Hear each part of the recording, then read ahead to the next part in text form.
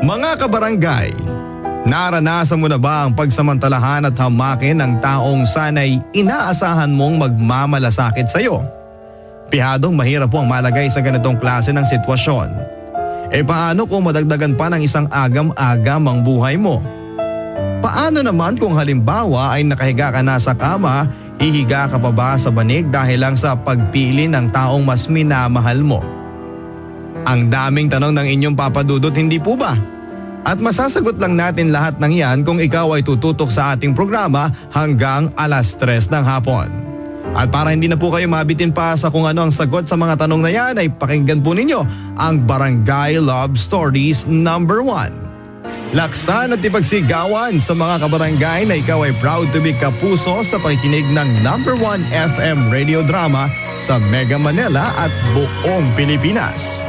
Kasama ng inyong papadudot sa mga kwento ng pag-ibig, buhay at pag-asa sa Barangay Love Stories number 1. Dear Papa Dudot, magandang araw sa iyo. Itago mo na lang ako sa pangalang Naomi. Gusto ko lang i-share sa lahat ng nakikinig ng number 1 na programa ninyo ang Barangay Love Stories, ang magulo at naging masalimuot na storya ng buhay ko. Sa sobrang gulo nga po ay hindi ko na alam kung papaano ko uumpisahan. Sa ngayon po ay masaya ako sa buhay may asawa. Pero bago ko nakamit ang buhay kong masaya ngayon, ay halos pasanin ko na ang buong daigdig sa hirap at bigat ng aking mga napagdaanan. Nag-umpisa ito noong 6 years old lamang ako, Papa Dudot, nang maghiwalay ang mga magulang ko. Mula sa aking mga naaalala ay si Mama ang nang iwan kay Papa. Wala kang kwentang asawa, Robert. Sumisigaw na litanya ng aking ina habang nag-iimpake ito ng kanyang mga gamit sa kanyang pagbabantang hiwalayan. Huwag mo kong babalik na rin, Lourdes. Huling-huli ka ng 2 mata ko na may iba kang kinakasamang lalaki. Ikaw ang malandi. Hindi ka pa ba nakukontento sa akin? Lahat na binigay ko sa iyo Pati ang kalayaan na hinihingi mo, binigay ko sa iyo. Pero anong ginawa mo? Naging pakawala ka pa. Ang kapal ng mukha mo at ng lalaki mo? Ako pa ngayon ang may kasalanan? Oo, kasalanan mo. Kulang ka sa lahat ng aspeto. Hindi lang sa pera ang relasyon. Wala kang kwentang asawa. Asawa mo lang ako sa papel pero sa puso at katawan ko, hindi mo ko pag-aari. Sigaw ni Mama habang bitbit ang mga gamit niya palabas ng bahay. 3 kaming magkakapatid at ako pa ang panganay. Pangalawa si Troy at ang bunso ay si Ira. Nang maghiwalay ang mga magulang ko ay ako na ang pumasa ng mga responsibilidad nila sa amin ng mga kapatid ko. Si Papa pumunta ng Laguna. Si Mama naman ay hindi ko alam kung saan nagtatago. Noon sa murang edad ay naramdaman ko ang pinakamabigat na responsibilidad ng pag-aalaga sa aming mga sarili. Kung tutuusin, Papa Dudot, dapat sana ay manika at bahay-bahayan at iba pang uri ng laro sana ang ginagawa ko. Pero hindi na bahay-bahayan kundi totohanan na ang bahay na pinagsisilbihan ko kasama ng mga kapatid kong inabandona. Iba't ibang uri din ng hirap ang dinanas ko para lang magkaroon kami ng pagkain sa pang-araw-araw. Habang nag-aaral ang 2 kong kapatid ay ako naman ang nagtatrabaho sa pagre-repack ng tuyo, pagbabalat ng bawang, pagtitinda ng ice candy at sa gabi ay balot naman ang kinabagsakan ko. 1 beses isang buwan ay umuwi si Mama. Pero wala pang 1 oras ay iniiwan din niya kami. Pasensya na mga anak ha. Wala pang nakukuhang permanenteng trabaho si Mama. Kaya Naomi, anak, pagkasyahin mo itong 50 pesos gumawa ka ng paraan para madagdagan pa yan. Hingan niyo ang papa ninyo na magkasilbi naman sa buhay niya. Pero Mama, kailan mo kami isasama? Basta kapag handa na si Mama, kukunin ko kayo mga anak. Ma, aalis ka na kaagad? Oo, kailangan ko nang umalis mga anak. Baka madatnan pa ako ng papa ninyo. Mahal na mahal ko kayo, balang araw magkakasama din tayo. Patawarin niyo ako mga anak sa mga nagawa ni Mama. 6 na buwan kong tiniis ang ganong sitwasyon, Papa Dudut.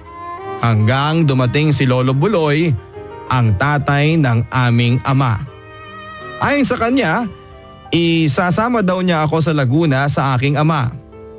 Wala po bang tsansang makasama ko ang iba kong mga kapatid sa Laguna, Lolo? Hindi talaga pwede, Apo eh. Kung tutusin pinakiusap ko nga lang sa tatay mo na pumayag na may kunin siyang isang anak niya. Malungkot na paliwanag ni Lolo. Ang pagsama ko sa Lolo sa Laguna, yon ang dahilan upang tuluyan na kaming magkahiwalay na magkakapatid. Nang dumating kami sa Laguna ay lilipat din pala kami ng address kinalaunan. Isinama ako ni Papa sa Nueva Ecija sa lugar kung saan niya ibinahay ang babae niya. Mula simula, Papa Dudut, ay alam ko nang hindi ako gusto ng madrasta ko dahil tingin niya sa akin ay karibal sa atensyon ni Papa hanggang sa nagkaroon sila ng 2 anak at ako ang ginawang tagapag-alaga nila. Oh, bakit pupungay-pungay ka ngayong umaga? Sus naman, Naomi, puro ka arte ha? O gumagawa ka lang ng dahilan na may sakit kang bata ka? Chang, masama lang po talaga ang pakiramdam ko mula kagabi pa. Napuyat po kasi ako sa pag-aalaga ng mga kapatid ko. Abay dapat lang kulang pa nga yung kabayaran sa pagtira mo sa bahay namin. Kung hindi lang ako pinakiusapan ng papa mo di sana sa kalsada ka pupulutin. Kaya wag mong idadahilan na kaya hindi ka makakilos ng maayos sa umaga dahil sa pag-aalaga mo sa mga anak ko. Wala akong ibang kakampi noon, kapusong Papa Dudut, kundi ang sarili ko lamang. Hanggang sa isang araw ay dumating ang Lolo Buloy ko sa bahay. Ayon sa kanya, mag-i-stay daw siya sa amin ng 4 days sa Nueva Ecija. Katabi ko si Lolo Buloy sa pagtulog dahil iisa lang ang kwarto sa bahay. Kaya sa sala kami ni Lolo matutulog at sa unang gabi pa lang ng lolo ko sa bahay ay ang unang gabi din pala na pagsasamantalahan niya ako, ang pagkamusmus ko. Hindi niya nagawang ipagpatuloy ang dapat sana ay sagad sa pagkademonyo niyang balak sa akin noon, Papa Dudut. Dahil siguro naisip niyang baka magising si Papa sakaling subukin pa niyang gawan ako ng kahalayan. Kaya upper body ko lang ang pinagtripan niya at ilang beses na hinalikan at hinawakan. Kailangan ko pong isalaysay sa inyo at banggitin ito sa aking storya nang sa ganon ay mas lubos po ninyong maunawaan ng hirap na aking napagdaanan sa mapagsamantala kong lolo. Hindi pa siya nakontento, nilagyan pa niya ako ng marka ng halik sa aking katawan. Takot na takot ako noon, Papa Dudut. Kaya hindi ko man lang nagawang magsumbong sa aking ama hanggang sa nakaalis na ang aking lolo. Doon naman ay naisip ko ang kapakanan ng aking ibang mga kapatid na noon ay nasa poder ni Lolo Buloy sa Laguna. Walang araw at gabi noon, Papa Dudut, na hindi ako huminto sa pag-aalala para sa kalagayan ng iba ko pang kapatid. Kung sa akin nga ay nagawa ni Lolo, ano pa kaya sa mga kapatid ko na noon ay nasa poder niya at walang kamuwang-muwang? Panginoon, sorry po kung nagiging makulit ako sa inyo nitong mga nakaraang araw. Pero subalit pagbigyan niyo po ako sa paulit-ulit kong dasal sa inyo. Lord, huwag po ninyong pabayaan si Troy, lalong-lalo na siya sa poder ni Lolo Buloy. Iadya niyo po sila sa masamang balak ni Lolo Buloy sa kanila. At sana po ay tulungan niyo po akong makalimutan ang pagsasamantala na ginawa sa akin ng sarili kong lolo. Noon ay umiiyak na pakiusap ko sa tanging nakikinig sa akin sa mga oras na iyon, ang Panginoon sa loob ng simbahan. Bagamat naging tagasilbi ako ng pangalawang pamilya ng aking ama, ay hindi pa rin lubusang naging masaya ang aking madrasta. Mainit ang mata niya sa akin, lalo na sa tuwing pinagtatakpan ko ang kalokohan ni Papa. Madalas din nila akong pagsimula ng away noong mga panahong iyon, kaya naman ilang taon lang din ang tinagal ng kanilang pagsasama. At noong maghiwalay sila ng tatay ko ay muli akong napatira sa ibang bahay. Sa poder naman ng bunsong kapatid ng tatay ko, kay Tita Joanne. Kailangan daw kasi bumalik ni Papa sa Laguna nang sa ganon ay makapaghanap ito ng panibagong pagkakakitaan.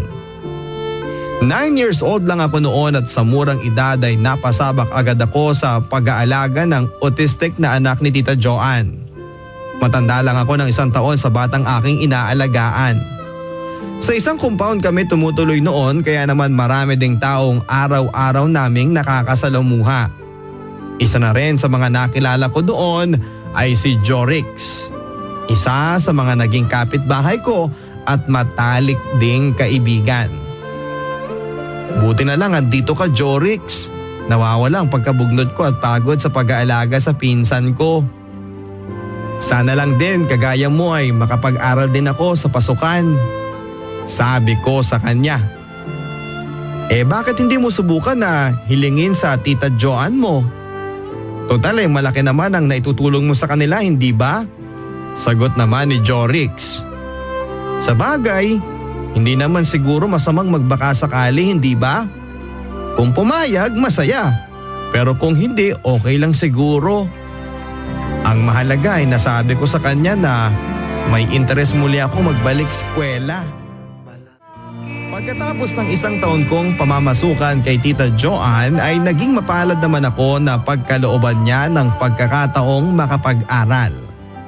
Dahil doon ay palagi ang nakakasabay ko na sa pagpasok si Jorix. Nakatapos ako hanggang grade 4 at 12 years old ako noon nang magumpisang mas lumalim ang pagiging close namin ni Jorix. Natatandaan ko pa noon bago magpasko nang bigyan ko siya ng Christmas card at kailangan kong ilabas ang pagiging creative ko dahil gawa ko lamang ang card na iyon. Ako ang gumuhit, ako ang nagkulay at ako rin ang naglagay ng magandang mensaheng nararapat sa isang tunay na kaibigan. Kaming dalawa lang ni Jorix noon sa garahe. Ano to?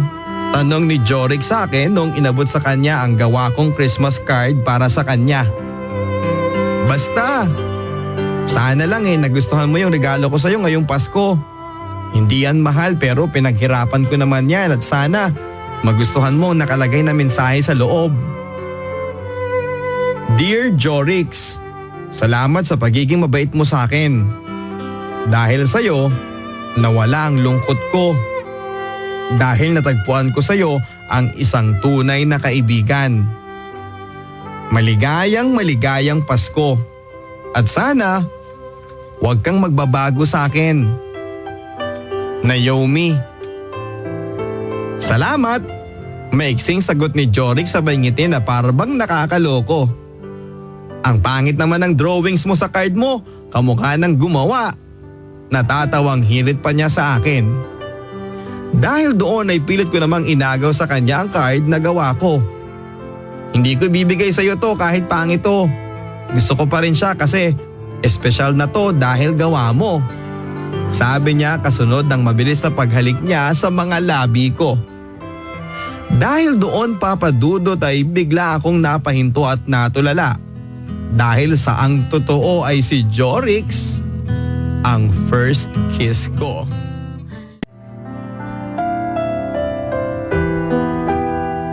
Hindi ako mapakali noon hanggang sa pagsapit ng gabi ay hindi na ako nakatulog at wala akong ibang nasa isip kundi ang halik sa akin ni Jorix. At aaminin ko sa inyo Papa Dudot at mga kabarangay na nagustuhan ko yon. Kinabukasan ay inabangan ko si Jorix. Doon ko na rin sa kanya inabot ang letter na ginawa ko kagabi habang hindi ako makatulog sa kakaisip sa kanya. Ang laman ng sulat, tayo na ba? Ang sagot naman niya sa akin ay, oo, tayo na. Yun din Papa Dudot ang naging dahilan ng sa ganun ay magtagal pa ako sa bahay ni Tita Joanne. Sa kabila ng paminsan-minsan niyang pagmamalupit sa akin.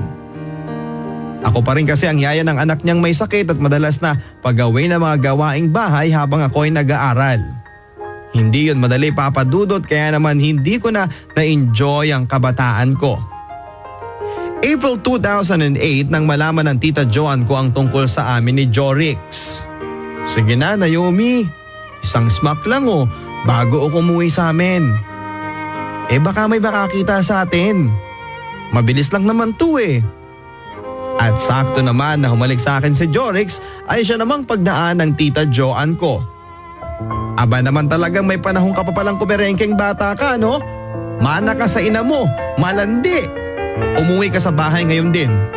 Galit na sabi sa akin ni Tita Jo habang patakbo namang nagtago si Jorix upang baka iwas pa sa skandalo ng Tita Joan ko. Hanggang sa bahay ay bulyaw at pananakit ang ginawa sa akin ni Tita Joan. Lahat ng bagay na mahawakan niya ay hinahampas niya sa akin. Wala akong pakialam kahit pag-usapan tayo ng mga kapitbahay. Ako ang nagpapakain sa'yo kaya karapatan kong saktan at patayin ka sa kalandian mong bata ka. Pagkatapos papadudot ng gabing binugbog ako ni Tita Joan ay kinausap ako ng ilan sa mga kapitbahay namin. Ayon sa kanila ay handa daw silang magbigay ng pera sa akin nang sa ganon ay makaalis na ako sa poder ng Tita Joan ko na halos patay na ako noong mga panahong iyon. Noong ka pa niya pinagmamalupitan. Hindi naman kamag-anak ang turing nila sa iyo Naomi kundi alila. At ngayon sinasaktan ka pa niya. Mamaya kakausapin ko ang iba nating kapitbahay na magpatak-patak ng perang gagamitin mo sa pagtakas. Oo Naomi, tumakas ka na sa Tita Joan mo hanggat may panahon pa. Hanggat hindi ka pa niya napapatay. Sabi ni Ate Sally, isa sa mga kapitbahay ko na naging malapit sa akin noong mga panahong wala akong mahinga ng payo tungkol sa pagmamalupit sa akin ng Tita Joan ko. At hindi naman ako nagdalawang isip na tanggapin ang alok nilang tulong sa akin. Salamat po. Maraming salamat po sa pagtulong ninyo sa akin na makatakas. Buti pa ang ibang tao, may malasakit sa akin. Kinagabihan ay hindi ako natulog. Kagad kong inampake ang mga gamit ko. Alas 4 ng madaling araw ay ayos na ang lahat. Kagad akong lumabas ng bahay at pinuntahan ang bahay ni Ate Sally para kunin ang ibibigay nilang pamasahe. Ate Sally, baka mahuli ako ng Tita Joan ko kaya hindi na po ako magtatagal pa. Aalis na rin po ako. Ate Sally, hindi kita kakalimutan. Maraming salamat sa lahat ng naitulong mo sa akin. Kayo na rin po ang bahalang maghatid ng mensahe ko sa iba nating mga kapitbahay. Pakisabi na rin po kay Jorix na mahal ko siya. Noon ay umiiyak kong sabi bago ako tuluyang umalis ng compound. Doon na rin ako nakahinga ng maluwag nang makasakay na ako ng bus. At habang nasa bus ako ay hindi ko na napigilan pa ang umiyak dahil alam kong hindi ko na makikita pa si Jorix, ang una kong pag-ibig. Habang nasa bus ako ay iniisip ko kung saan ko hahanapin ang mama at mga kapatid ko. Doon naman ay bigla ko naalala ang isa sa mga tita ko sa San Fernando, Pampanga. Ate siya ni mama. Doon ako nagpunta at 3 oras lang mula ng aking pagdating ay narinig ko ang pamilyar na boses. Ang boses ni mama. Hinahanap niya ako. Naliligo ako nung time na yon nang marinig ko ang boses niya na sumisigaw na parang gustong umiyak. Nasaan ang anak ko? Sumisigaw na sabi ni mama at dahilan para bilisan ko ang paliligo ko. At nang makita ko ni mama ay walang kasing higpit na yakap ang sinalubong niya sa akin. Anak, patawarin mo ako. Tara, uuwi na tayo. Sa Samal, Bataan na pala si mama nakatira. Sa bahay ng lalaking sinamahan niya noong panahon naghiwalay sila ni papa. Nasa gate pa lang kami nang makita ko ang 2 kong kapatid. Iniwan na rin nila ang paglalarong ginagawa nila noong mapansin nila ako. Ate, sigaw nila sabay yakap sa akin ng mahigpit habang sabay-sabay na pala kaming umiiyak. Kwentuhan at selebrasyon ang ginawa nila mama sa aking pagbabalik. Kasabay din pala noon ang fiesta nila at doon ko rin pala makikilala si Randolph. Na noong mga panahong iyon ay napapansin kong tingin ang tingin sa akin. Gwapo si Randolph, Papa Dudot. Lalo na sa tuwing tinititigan ko ang kanyang mga mapupungay na mga mata. Pumasok ako sa bahay ng biyanan ni Mama. Bisita rin doon si Randolph dahil ate niya ay asawa ng kapatid ni Tito June, ang stepfather ko. Hawak niya noon si Brian, pamangkin niya. Cute na bata si Brian, kaya nilapitan ko siya saka kinurot sa pisngi niya. Noon naman ay nginitian ako ni Randolph. Ganon din ako sa kanya. Nagkataon namang nakatingin din pala sa akin noon si Mama, sabay tawag niya sa akin at pinauwi. Huwag kang lalapit sa lalaking yan ha. Anak yan ng mortal kong kaaway na nagchichismis ng tungkol sa akin sa lugar natin.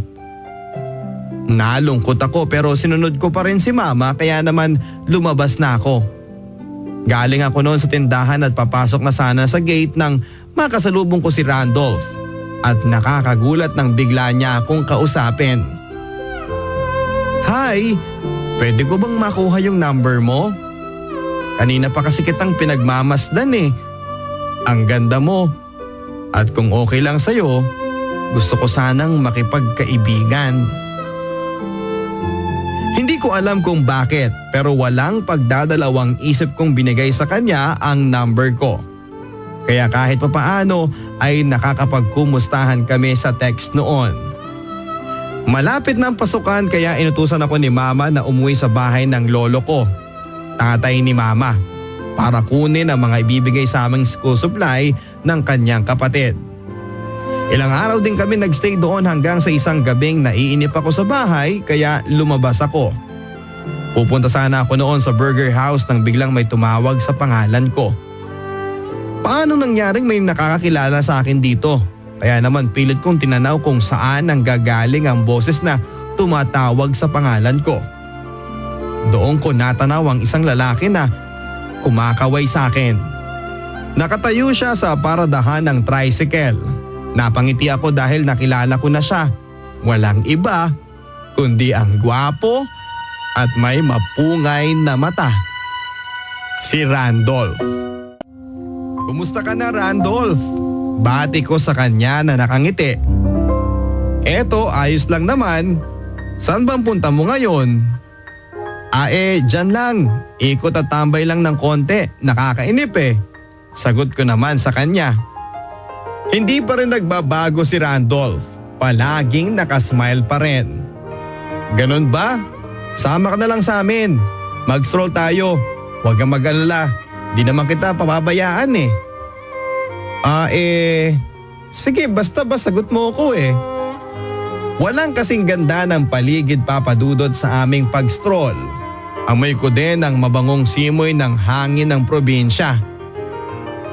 At habang nag-i-stroll kami ay laking gulat ko nang biglang may police mobile na humahabol sa amin. Sangkot pala sa nakawan ng isa sa mga kasama namin at dahil magkakasama kami ay damay din kami sa naimbitahan sa police station. Sorry Naomi ha, kung nadamay ka pa sa gulong pinasok ng kabarkada ko. Hindi ko naman kasi alam na may ginawa pala siyang kalokohan.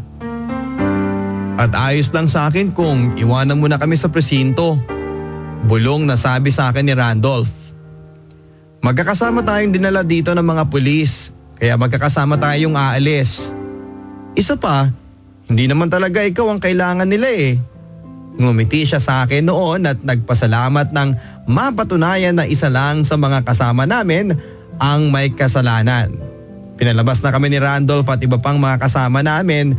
Kaya naman nagkayayaan silang mag-inom dahil sa pagka-bad trip ng iba naming kasama. Naomi, okay lang ba sa'yo kung sasamahan mo kami sa plano naming mag-session? Konting inuman lang, pampalis ng stress at alam mo na, para bonding din ang grupo nang sa ganon eh, makilala ka din nila. Pakiusap sa akin ni Randolph noon. Nginitian ko lang siya na nangangahulugan naman ng aking pagsang-ayon. Sabay-sabay na rin ang grupo sa pagbili ng alak sa tindahan at sa pagpunta sa isang malaking kubo sa gitna ng bukirin. Ilang beses din nila akong pinashot at dahil first time ko nung uminom ay umikot agad ang pakiramdam ko. Randolph, nahihilo na ako. O sige, kung gusto mo labas muna tayo para makapag-usap man lang at mawala din yung hilo mo. Kahit na papaano. Habang naglalakad kami ay doon naman kumuha ng pagkakataon si Randolph para may ipagtapad sa akin. Naomi, hindi na ako magpapatumpik-tumpik pa. Unang kita ko pa lang sa'yo ay gusto na kita.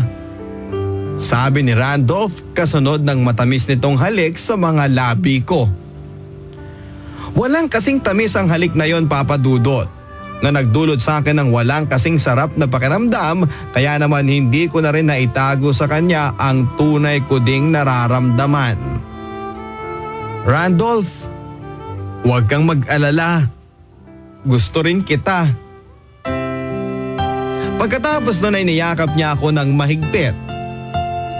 Hindi man ngayon. Sana balang araw ay maging tayo. Nakangiting sabi naman sa akin ni Randolph. Sa pagbalik namin sa kubo ni Randolph ay agad na inabot sa akin ng mga kasamahan niya ang baso na may alak. Neto lang nang malaman ko na may hinalo pala sila sa alak kaya sobra ang naging pagkahilo ko. Kaya pumasok muna ako sa kwarto ng kubo upang mahiga at magpahinga. Hindi ko maigalaw ang katawan ko, Papa Dudot, pero nakadilat ang mga mata ko. Mula din sa mga natatandaan ko ay bumubula ang bibig ko ng mga oras na yon. Nang biglang may lalaking dumagan sa akin. Sa kanilang lahat ay si Randolph lang ang may mahabang buhok. Naigalaw ko ang kamay ko at nahawakan ang mahabang buhok ng lalaki kaya alam kong si Randolph yon. Randolph? Ikaw ba yan? Mahinahong tanong ko sa kanya. Oo, ako nga ito. Huwag ka mag-alala. Akong bahala sa'yo. Mahal na mahal kita. Mga salitang narinig ko bago ako nawala ng malay. Kinabukasan ay nagising ako sa kwartong hindi pamilyar. Nang sumubok akong itaas ang kamay ko ay doon ko naramdaman ang bahagyang pananakit nito.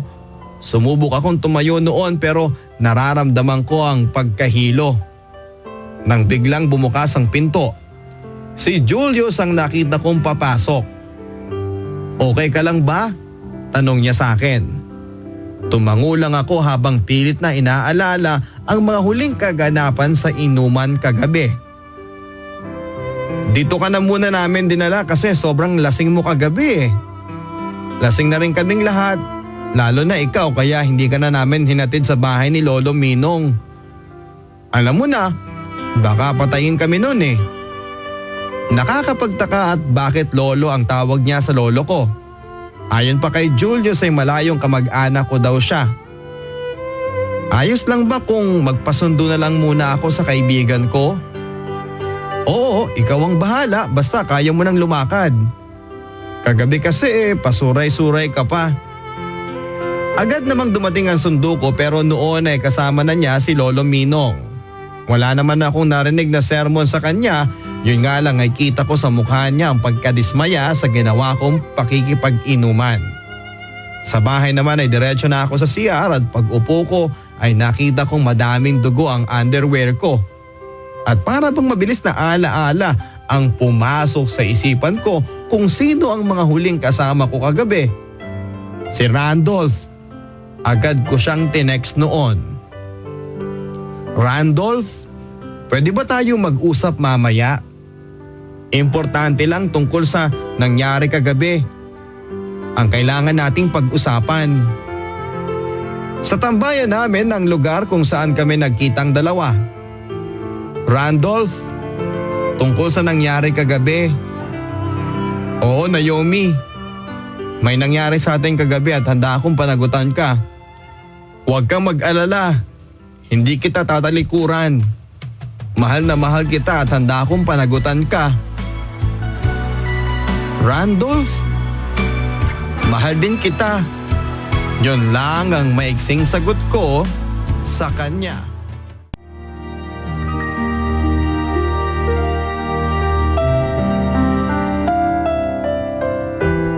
Kinabukasan ay kinailangan na naming umuwi sa Samal, Bataan ng mga kapatid ko.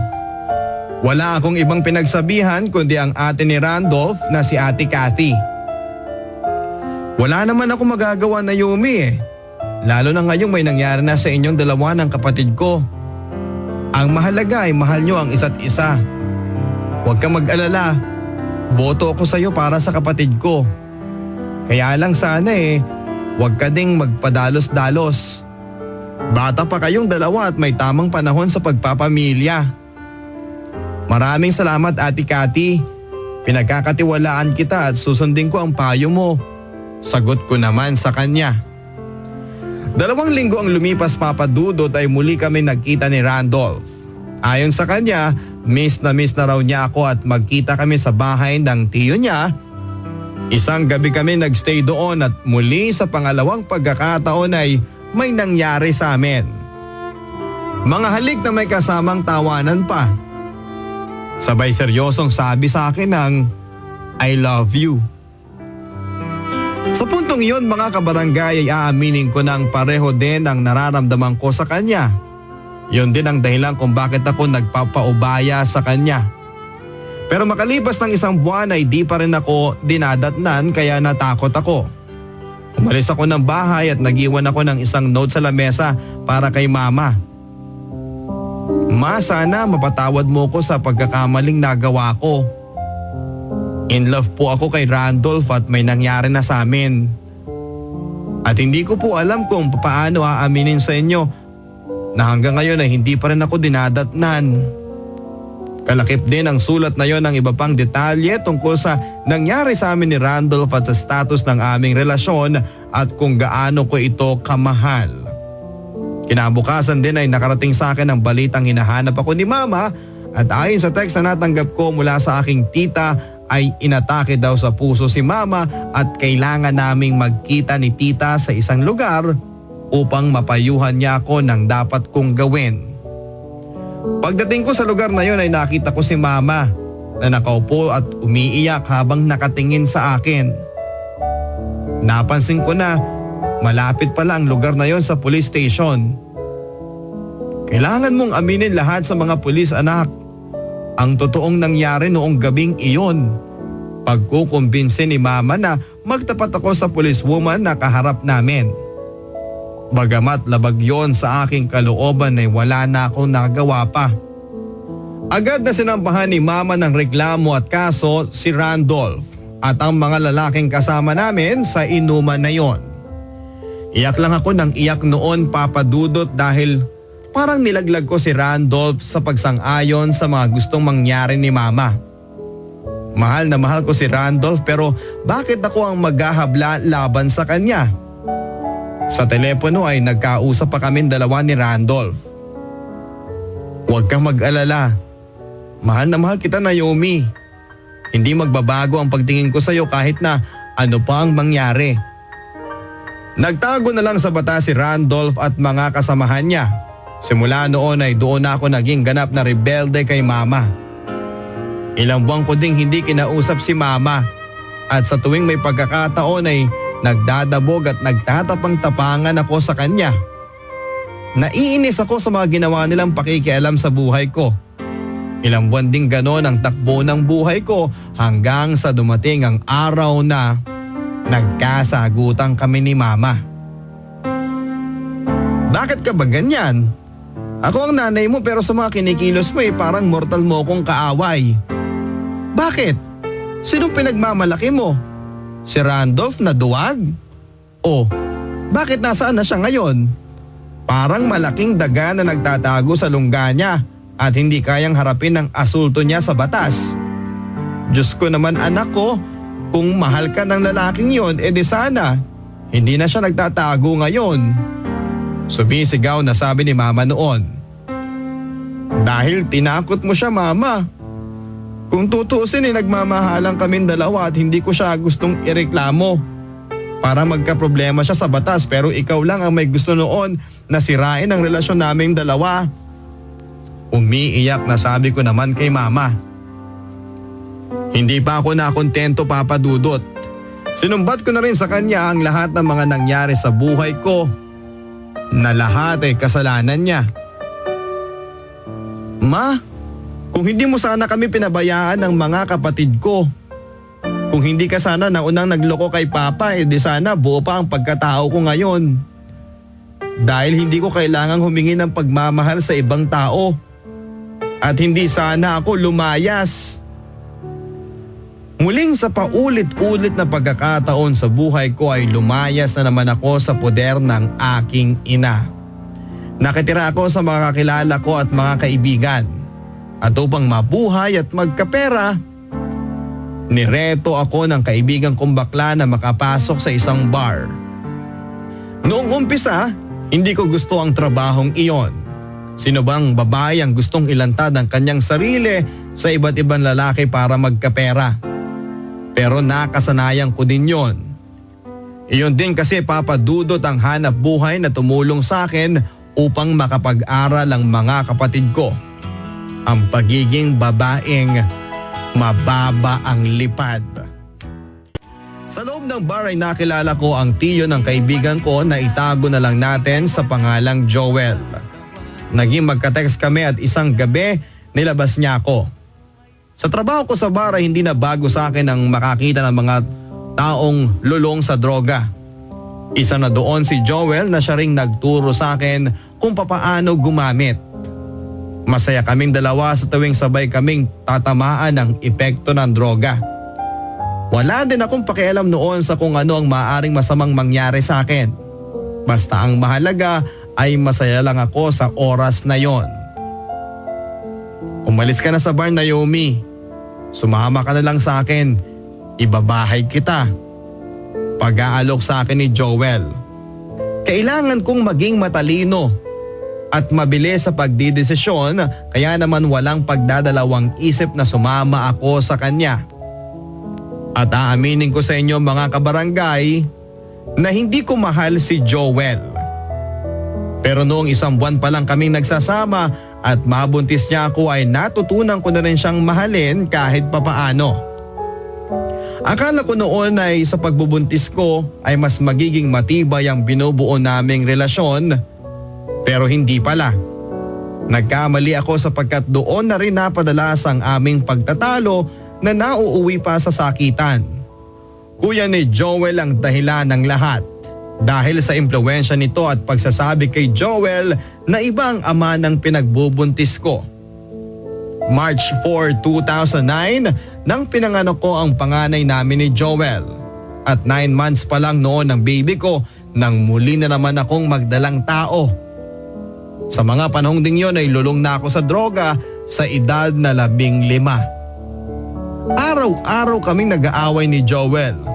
Kung hindi man kami nag-aaway, nasa sugalan or sabong siya. October 10, 2010 ang isinilang ko ang pangalawang anak namin. 6 months pa lang noon si baby nang magdesisyon akong iwan si Joel.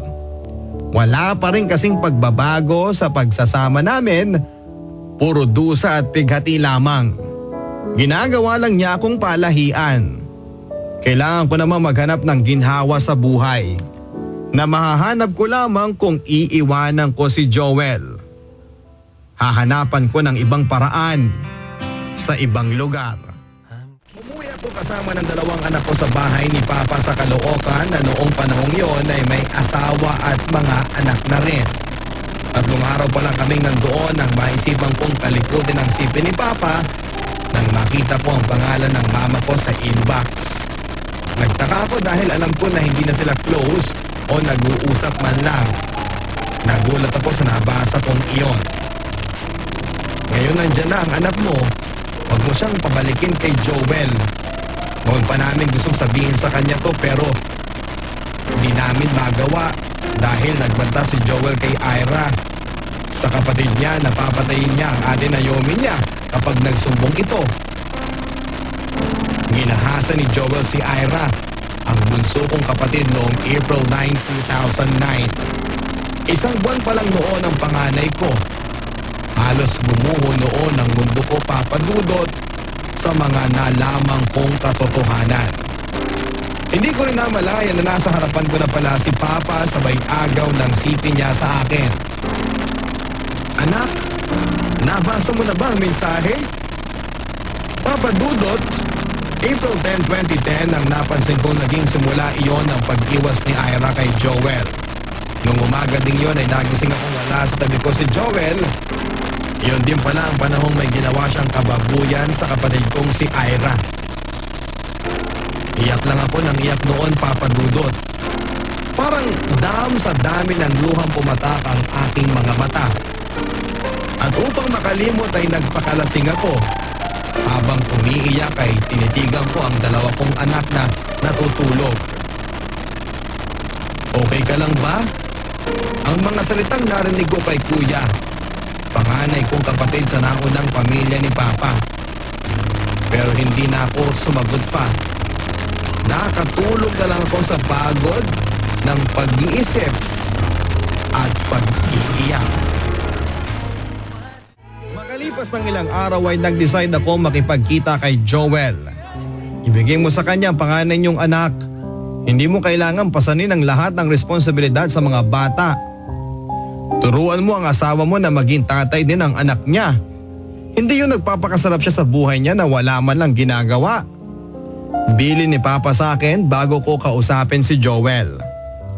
Sinunod ko naman ang payo ni Papa. At nang magkita kami ni Joel, tumakbo siyang umiiyak habang papalapit sa amin ang mga bata. Niyakap niya ako ng mahigpit at pilit niya akong kinukumbinsing sumama pa uwi sa kanya. Naomi, magbabago na ako. Hindi lang para sa akin kundi para sa mga anak natin at sayo. Noong mga panahong wala ka, doon ko naisip kung gaano ka kahalaga sa buhay ko. Ikaw, kayo ng mga anak ko. Kaya patawarin mo sana ako, Naomi. Nangangako ako na pagbubutihin ko ang buhay ko kung bibigyan mo ako ng pangalawang pagkakataon. Yun lang ang mga salitang paulit-ulit na narinig ko mula sa mga labi ni Joel. Na ngayon ay para bang anghel sa pagkabait. Ako naman ay hindi nagpakita ng kahit na anong emosyon sa kanya. Hindi rin totoo ang mga binibintang nila sa akin. Pagdadagdag pa niya sa mga sinabi niya. Hindi ako sasama sa iyo. Yun lang ang mga naging sagot ko sa mahabang litanya niya sa akin. Ipinasama ko na rin sa kanya ang panganay naming anak tulad ng payo sa akin ni Papa. Nakatitig lang sa akin ang anak kong si Alexis habang papaalis na ang jeep na sinasakyan ko. Yun na marahil ang pinakamaling desisyong ginawa ko.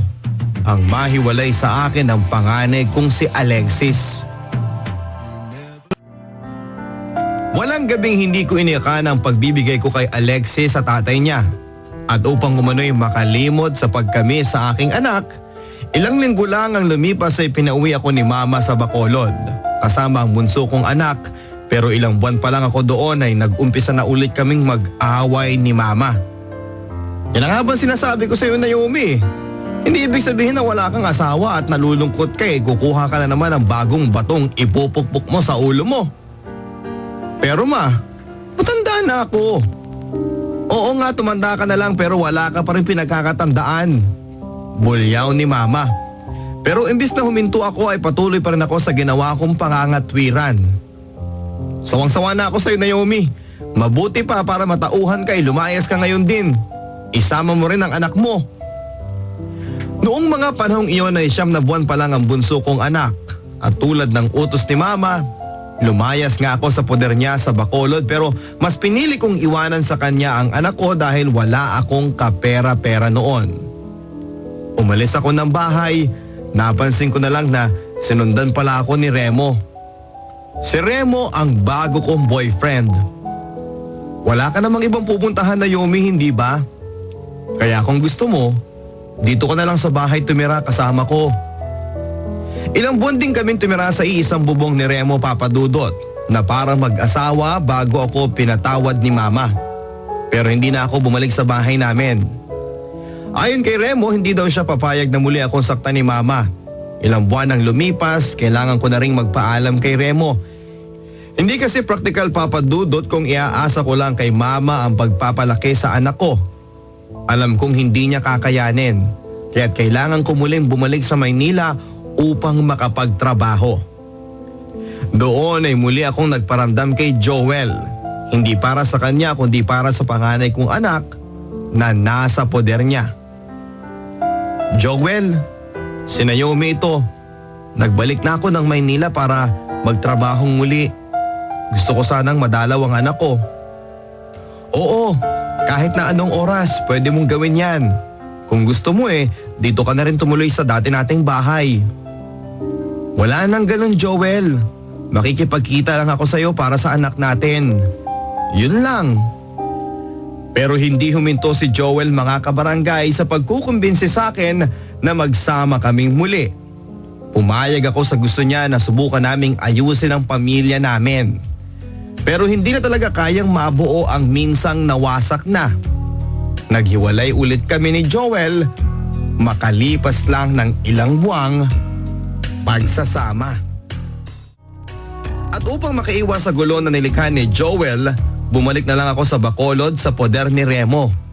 Pero hindi rin kami nagtagal, naghiwalay din kami. Kaya bumalik na naman ako sa Maynila, pero sa pagkakataong ito ay sa bahay ni Papa sa Caloocan. Nakakainip naman dito Teka, may computer shop pala malapit kina Papa. Makapag-update nga ng Facebook account ko. Sa pag-online naman ay doon ko pala makikilala si Hapon. Matanda si Hapon ng 10 taon sa akin, at maging si Papa nang malaman niya ang alok na kasal ni Hapon ay una pa siyang pumayag na makasal kaming dalawa. Agad namang nag-schedule si Hapon ng pagpunta ng Pilipinas. Lahat ng plano sa kanyang pag-uwi at pagpapakasal ay sa Facebook lang namin ginawa ni Hapon. Isang beses naka-online ako nang mapansin kong isang lalaki ang papansin sa online at humingi ng friend request sa akin. Noong una ayaw ko sa kanya, pero inaccept ko na rin. Sa bagay, wala namang masama sa pakikipagkaibigan. Naging friends kami online ni Nick, at neto lang February 21, 2013 nang sagutin ko siya. Bakit ko pa patatagalin? Mukha namang mabait si Nick at responsable pa. Noong umpisa, Papa Dudut, ay hindi ko masabi kay Nick ang tungkol kay Hapon. Pero alam ko na hindi mainam kung sa iba pa niya malalaman, kaya't naging tapat ako sa kanya sa pagsasabi ng plano ni Papa na ipakasal ako kay Hapon. Maraming salamat sa pangunawang ginawa mo, Nick. Huwag kang mag-alala, hindi ako magpapakasal kay Hapon. Sinundo ko na si Hapon sa airport, at tulad ng mga pangako niya sa akin ay agad ay binahay niya ako sa isang apartment. Nilagyan din niya ito ng mamahaling gamit, pero hindi na didiktahan ng puso. Sapagkat kahit gaano nakalaki ang nagagastos ni Hapon sa ilang araw niyang pagstay dito, ay hindi ko pa rin magawang mahalin siya. March 20, 2013, kasama ang kasambahay ko ay nagpunta kami sa palengke. Nag-text din ako noon kay Nick na magkita kami. Nang dumating si Nick ay sinabi ko na rin sa kanyang sasama na ako sa kanya, at mahal na mahal ko siya. Hintayin lang niya ako. Ang text ko kung saan kami magkikita, aayusin ko lang ang mga gamit ko. Panay ring ng sipi ko noong mga oras na yon. Hinahanap na ako ni Hapon. Pagdating ko pa lang ay nakasimangot na siya. Kinuha niya ang wallet ko at isinama ako sa kwarto, at doon ay nag-away kami at pilit niya akong pinapaamin na may iba akong lalaki. Natakot ako dahil sinaktan niya ako at wala ding nagawa ang kasambahay ko ng time na yon. Nilabanan ko si Hapon hanggang sa makalabas ako ng kwarto. Sa sala ay nagsigawan pa kaming dalawa. "You, get out!" Sigaw ni Hapon sa kasambahay namin upang hindi na ito makialam pa. Tumigil lang si Hapon nang mapansin niyang naglabasan na rin ang iba naming kapitbahay. Nauna rin siyang kumalma at ganun din ako. At upang hindi na humaba ang pagtatalong yon ay kumagat na lang ako na kunwari ay ayos lang ako kahit na saang totoo ay hindi naman. Sabay kuha ng tiyempo na makapag-text sa mga kaibigan kong sina Mitch at Jo Marie. Bro sis, tulungan niyo naman ako kay Hapon. Nagsiselos kasi kay Nick Kaya hanggat maaari, gawan niyo na ng paraan para masundo niyo ako dito at makatakas. Pinapunta ko sila sa apartment ko. Kami naman ang kasambahay ko ay bumili ng sleeping pills. Mahilig si Hapon sa mango juice kaya't bawat minuto na hinahatiran ko siya ng juice sa kwarto niya ay wala din siyang kaalam-alam na bawat basong iniinom niya ay may nakalagay na pampatulog. Nang dumating ang mga kaibigan ko ay napilitan si Hapon na bumaba para makipagkilala sa kanila. Ayon pa kay Hapon, magpapahinga lang daw siya sa kwarto dahil inaantok na ito. After 10 minutes ay sinama ko si Mitch para tingnan kung nakatulog na si Hapon. Ang lakas ng hilik ni Hapon. Ito na ang tamang tiyempo para makatakas ako. Mahina ang sabi ko noon kay Mitch. O sige, tulungan ka namin mag-impake. Salamat Mitch ha. Salamat dahil tinulungan niyo akong makawala sa impyernong buhay na ito. Nakahinga lang ako ng maluwag nang magkita na kami ng mahal kong si Nick. Isinama niya ako sa kanila. Nung unang makita ko ang ate niya, nagalit pa ito sa aming dalawa ni Nick. Wala ka pang trabaho Nick at nag-aaral ka. Ano namang klaseng buhay ang gusto niyong magkaroon? Sige na ate, habang nagsisimula lang kami dalawa ni Naomi. Ayon sa balitang nakarating sa akin ay binaligtad ni Hapon ang mga pangyayari sa kwento nito kay Papa. Hindi daw niya ako sinaktan at nagalit lang daw siya sa akin dahil nahuli niya ako sa akto na may kasamang ibang lalaki. Kaya babalik na lang daw siya sa Japan. Hindi matanggap ni Papa si Nick dahil si Hapon ang gusto nitong ipakasal sa akin. Pero nang nagkwento na ang aking katulong sa bahay kung papaano ako pagmalupitan ni Hapon ay doon ko na rin napapayag na mas mainam si Nick na makatuluyan ko kesa sa gusto niyang lalaki. May 2013 nang dumating ang magandang balita sa amin ni Nick. Pregnant ako. During that time ay umuwi ako ng Bacolod para bisitahin ang pangalawa kong anak. Ngunit ilang araw pa lang ako doon ay dinugo ako at naisugod sa ospital. Iyak lang ako ng iyak dahil sa takot na mawala ang pinagbubuntis ko. Nick, dinudugo ako. Narito ako ngayon sa ospital. Sabi ko kay Nick sa telepono. Malungkot siya pero mas pipiliin daw niya na gano'n ang mangyari kaysa sa ako ang mapahamak. Isang oras bago ako operahan ay tumigil din ang aking pagdurugo. Marahil ay dininig ng Diyos ang aking dalangin na huwag niya kaming pabayaan ng anak ko. Panginoon, maraming salamat po. Maraming salamat po sa maraming beses at maraming pagkakataon na ibinibigay mo. Nang maging maayos na ang lagay ko ay agad din akong umuwi sa Maynila. Dito ko kasi balak na mga anak kasama ni Nick na handang umagapay. 6 months na ang tiyan ko nang muli na naman akong duguin. Doon ko rin nakita ang sobrang pag-aalala ni Nick nang dalhin niya ako sa ospital. Buti na lang at walang nakitang problema sa mga pagsusuring ginawa ng doktor sa akin. Walang minutong hindi mapakali noon si Nick. Doon din sa ospital, sa unang pagkakataon ay nagkita si Nick at ang aking papa. Nangako si Nick kay Papa na alagaan niya ako at mamahalin sa abot ng kanyang makakaya. Sa ngayon Papa Dudut ay 5 months old na ang baby girl ko na si Princess Yuri Nicole, ang nag-iisang anak kong babae. At dahil sa kanya ay mas lalo pang tumibay ang pagmamahala naming dalawa ni Nick. Ganon din ang relasyon niya sa aking ama at maging ako sa kanyang pamilya. Wala na akong mahihiling pa sa Diyos Papa Dudut. Sapagkat naging masaya na ako nang pinagkaloob niya sa akin si Nick na walang kasing bait. Nawala man ang marangyang buhay ko sa piling ni Hapon ay hindi ko naman iyon pinagsisisihan dahil higit pa sa kayamanan ng dumating sa buhay ko. Si Nick at ang bago kong sanggol. Hindi pa man kami kinakasal pero someday mangyayari din yon. Dahil isa yon sa mga pangako sa akin ni Nick na alam kong tuto pa rin niya. Sana po ay mabasa ninyo sa radyo ang Barangay Love Stories ko, Papa Dudut. Sorry kung hindi maayos ang pagkakasulat. Ikaw na po ang bahalang magpaganda at magtama ng mga salita sa aking liham. Palagi ko po kayong pinapakinggan dahil madalas ay nakaka-relate din ako sa ibang mga sender ninyo. Muli maraming salamat sa iyo, Papa Dudut, at sana'y nakapagdulot din ng aral at inspirasyon ang kwento ng buhay ko. Ang inyong kabarangay, Naomi. Maraming salamat sa iyo, Naomi, sa pagbabahagi mo ng iyong barangay love stories. Mahirap talagang maging biktima ng mga taong akala mo ay nariyan para tumulong sa iyo. Pero sila pala ang gagawa ng masama. Kaya nga hindi natin maaaring iasa ang lahat sa ibang tao. Kailangan nating tulungan ang ating sarili nang tayo ay maging maayos at mapabuti. Huwag kang papayag na maimpluwensyahan ng mga masamang tao sa iyong paligid. Gabay ng mga magulang at panalangin mula sa Diyos ang tangi mong magiging sandata sa pagsasaayos ng iyong buhay.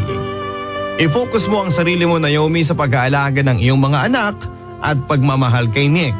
Nang sa ganon ay suklian niya ito ng busilak ding pagmamahal. Para sa inyong mga liham, mga kabarangay, maaari po kayo magpadala sa ating Facebook account, Barangay Love Stories. Follow me on Twitter at Papa Dudut. I-dial sa inyong mga cellphone ng **8717. Text Papa Dudut space on ang inyong mensahe at ipadala sa 4627. Maraming salamat po sa inyong walang sawang suporta sa ating programa dahil dito tayo po ay nangunguna. Hanggang sa muli, mga kabarangay, ako po si Papa Dudut sa mga kwento ng pag-ibig, buhay at pag-asa sa Barangay Love Stories #1.